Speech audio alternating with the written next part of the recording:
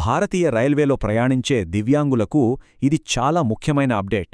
వాళ్ల ప్రయాణానికి సంబంధించి చాలా కాలంగా ఉన్న ఒక పెద్ద కన్ఫ్యూషన్కి రైల్వే మంత్రిత్వ శాఖ ఇప్పుడు ఫుల్ స్టాప్ పెట్టింది.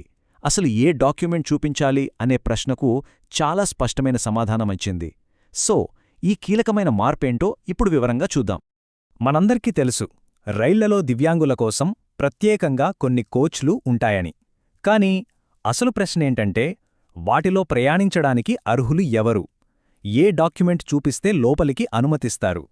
చాలామంది ప్రయాణికులను ఇబ్బంది పెడుతున్న ఈ ప్రశ్నకు సమాధానమేంటో ఇప్పుడు తెలుసుకుందాం. సరే, ముందుగా ఈ కొత్త మార్పు రాకముందు అసలు పరిస్థితి ఎలా ఉండేది? రూల్స్ ఎందుకంత కన్ఫ్యూజింగ్గా ఉండేవో ఒక్కసారి చూద్దాం. చూడండి, ఇండియన్ రైల్వేస్ ఎప్పట్నుంచో మెయిల్ ఇంకా ఎక్స్ప్రెస్ రైళ్లలో దివ్యాంగుల సౌకర్యం కోసం ప్రత్యేకంగా కోచ్లను ఏర్పాటు చేసింది. ఇది చాలా మంచి విషయం, ఎప్పట్నుంచో అమల్లో ఉంది కూడా. అయితే అసలు సమస్య ఇక్కడే మొదలైంది. కోచ్ అయితే ఉంది, కానీ అందులోకి వెళ్లాలంటే ఏ అఫీషియల్ ప్రూఫ్ చూపించాలి? ఇదే అతిపెద్ద ప్రశ్నగా మారింది. దీనిపై సరైన క్లారిటీ లేకపోవడంతో ప్రయాణికులు చాలా ఇబ్బందులు పడేవాళ్లు. సో, ఈ కన్ఫ్యూజన్కు చెక్ పెట్టడానికే రైల్వే మినిస్ట్రీ ఒక కొత్త సర్క్యులర్ని జారీ చేసింది. ఆ అధికారిక స్పష్టతేంటో ఇప్పుడు చూద్దాం. ఇక్కడ చూడండి, ఇది చాలా ఇంట్రెస్టింగ్ పాయింట్.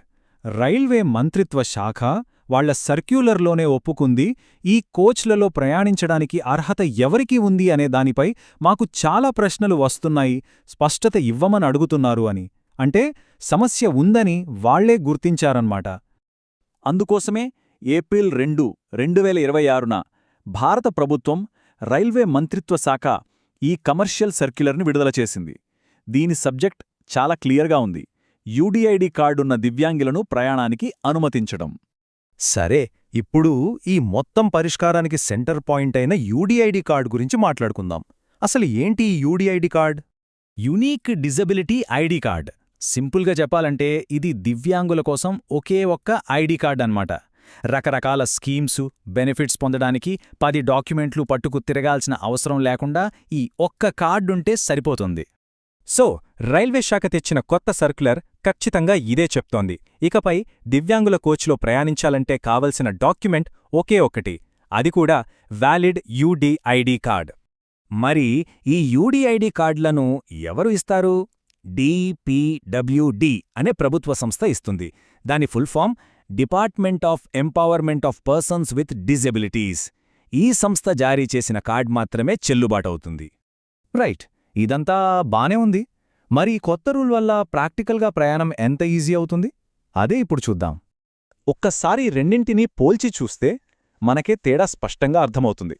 ఇంతకుముందు ఏ డాక్యుమెంట్ చూపించాలి, ఏది కరెక్టా అని ఒక పెద్ద కన్ఫ్యూజన్ ఉండేది.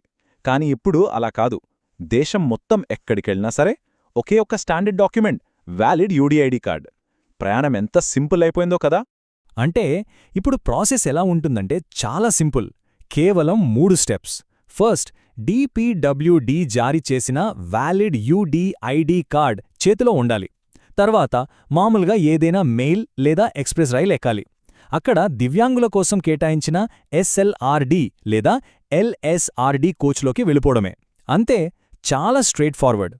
సో, మనం గుర్తుంచుకోవాల్సిన ముఖ్యమైన పాయింట్ ఏంటంటే, ఇది కేవలం ఒక చిన్న రూల్ చేంజ్ కాదు.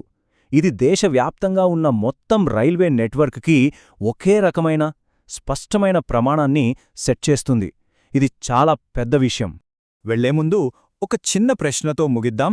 రైల్వే శాఖ తీసుకున్న ఈ నిర్ణయంలాగే స్పష్టమైన సమాచారం, ఒకే రకమైన రూల్స్ మన జీవితంలోని ఇతర రంగాల్లో కూడా ప్రయాణాన్ని, ఇతర సేవలను ఎంత సులభతరం చేయగలవు? ఒక్కసారి దీని గురించి ఆలోచించండి.